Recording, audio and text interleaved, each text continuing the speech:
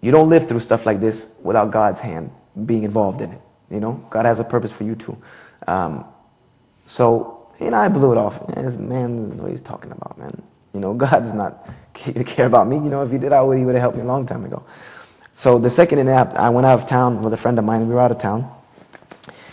And we were out of town, and I left the hotel to go into an ATM. And ATM at that time, so they were in those rooms. You know, you walk into the glass room, and there's an ATM in there, which is a super trap for people who want to rob you. Because I went in, people would wait, you know, coming right behind you and rob you. Can't go anywhere. You're stuck in a glass room.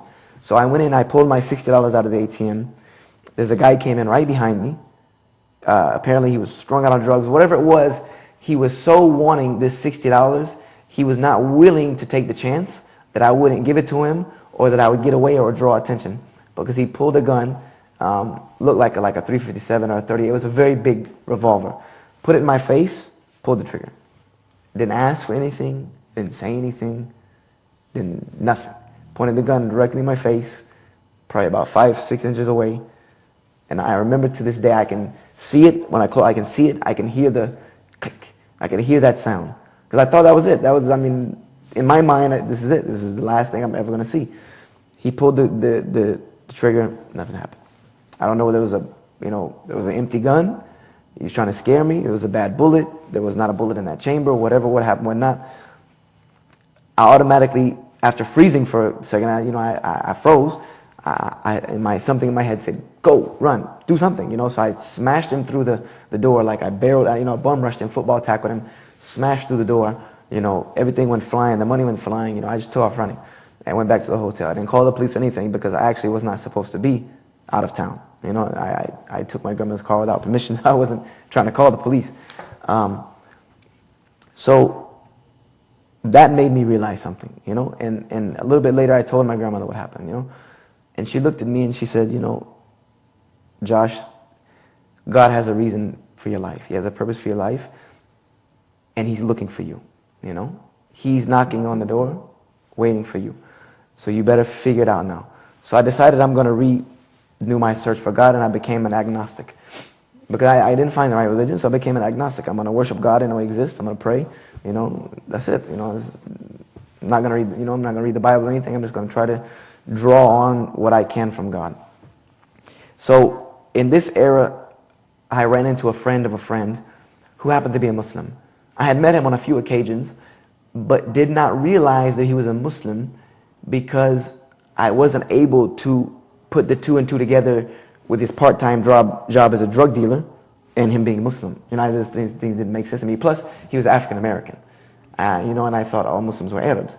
So when he told me that he was a Muslim, my number one thought was like, get as far away from this guy as you can. He's going to kill you. He's going to blow something up. So when he told me, he was like, man, what is that foolishness? You know, all this is nuts. You're crazy. He was like, I'm not a good enough Muslim to tell you about Islam, but if you're really searching for God, because me and my friend were talking about religion when he was, you know, a third party to the discussion, he said, why don't you come to Juma? You know, I said, what is Juma? He said, it's just like church with no chairs. So I said, okay, I can do that. Church, no chairs, no big deal. He said, come on Friday at 1. I said, okay, where's the mosque? He told me it's on Wade Hampton Boulevard. I said, where? I live on Wade Hampton Boulevard. I live right on the side of near Lee Road. He said, it's right across the street from Lee Road. I said, where? He said, next to the Holiness Redemption Church. I said, what? This was the church that I attended. This is a church that I used to go to. Not the one right near my house, but there was another one that taught you how to be an evangelist and a missionary. So I went to the mosque. It just so happens that the mosque and the mosque, or the church and the mosque, you could touch like this. 2 hands. 1 hand here, 1 hand here. And the entrances to both faced each other in the same parking lot. I saw the building before, just didn't know what it was. Thought it was a gym or something from the other church. So I went in on Friday on Juma and sat down in the back, you know. They gave me a chair, even though they told me there was no chairs because I was not Muslim. They gave me a chair to sit in. You know, and the guy who gives the sermon on Friday got up, and he got up and he started, you know, Inna Alhamdulillah, he's speaking in Arabic, you know, and the first thing I thought was, oh my God, you know, like, here I go, you know, like, what is this guy talking about? And I think, like, he's probably talking about me, you know, like they're probably plotting to get me after this thing. Because I'm the only American-looking guy in here. You know, I'm the only guy that's not Muslim. And then he got to the part about the English part of the translation of what he said. You know, verily all praise belongs to God. We worship Him and Him alone. You know, and all these things was, oh, wow, you know, okay. And that makes some sense. That sounds good. And I remember the sermon today as if it was today, Friday, as if it was just the sermon we came from listening today. He said that, and this was a conclusion that I derived from the Bible that was not a doctrine of Christianity. He said that forgiveness of your sins comes from God alone. That only God can forgive your sins, and the door to forgiveness is never closed. As long as you're alive and breathing, the door to forgiveness is always open, and God will take you as you are and forgive you of sins no matter what you have done. So I remember this to this day, and I decided I need to do some more research. So I got a Qur'an, and I started reading the Qur'an. And before I made it to the 3rd chapter, I had already given my heart to Islam. Because it was talking about Moses. It talked about David. It talked about Noah. It talked about Lot. But it talked about them in a way that made them the peak of excellence of character. It made them a perfect character. These were perfect people in the Qur'an. The Qur'an said that these people were perfect. They lived their life exactly how God told them to in order to live as an example to us. In the Qur'an, over and over again says, God is one. God is one. You should have known that I am jealous. You know, all of these things rang in my head of things that I had seen in the Bible. So I made it through the whole Qur'an in about 3 days. Went to the mosque. It was locked, of course. So I had to come back on Friday. I went back on Friday, took my Shahada, because I said, after reading the Qur'an, I said, I don't know how to be a Muslim or what it means, but whatever this book, whatever these people are that believe in this book is from God. This book is from God. And for sure, I remember the very first statement of the 2nd chapter, that this is the book that has no doubt in it. A guidance for those who fear God. That's what the Quran says. The Quran says in the first verse of the 2nd chapter. This is the book where there is no doubt in it. What did it say about Jesus? It says that Jesus was as the likeness of Adam. God said to him, be, and he was. You know, and these things, even now, I'm getting goosebumps repeating these things and reminiscing on this time, because it was as if being in a room where you knew there was a door to get out, but all the lights were off, and you're fumbling around in the dark trying to find it, and all of a sudden somebody comes and just flicks the light switch on.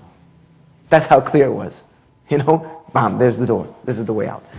So, and you know, these are the things that I saw in the Quran, and even that the Quran, God is so sure about what He says that He even says in the Quran that if you're in doubt, then create something like it. If you're in doubt about this book, then bring me something like it. And you can't, and I promise you can't, then fear the fire whose fuel is going to be men and stones, the idols that you worship. So all these things to me, I mean, it was like wow. You know, it was like drinking muddy, dirty, pond, filth, scummy water, taking a sip of that, and then turn around and taking a sip of Evian water. Guys, let's look at the technique that we applied earlier. We call it a shoulder lock. It's going to be where the aggressor is going to place his arm onto my shoulder. Okay, there's 2 variations of this self-defense technique. One is if, just like so, the guy grabs you by the shoulder, but you notice the elbow is bent or loose. The second variation is going to be where he has my shoulder, but his arm is stiff. Okay, this is going to be another variation that we will not cover today. The one that we're going over is shoulder grab, bent arm. Okay, so how this is going to place his hand on my shoulder. Now, I'm going to use the same side that he's controlling.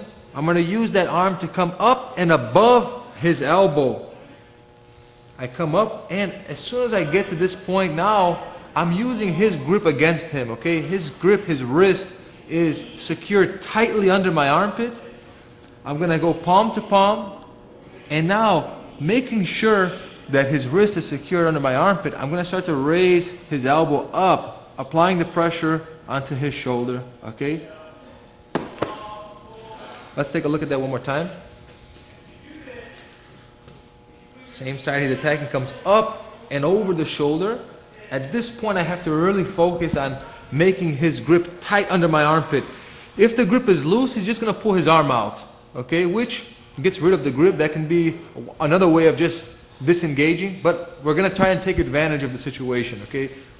He comes up, come under the elbow, I go palm to palm, I secure his grip, and now I start to elevate the elbow up. As I raise the elbow up, trapping his wrist, that's where he starts to feel the pressure on the ligaments of his shoulder. Okay? And we saw one example of how to diffuse the situation with Jiu-Jitsu.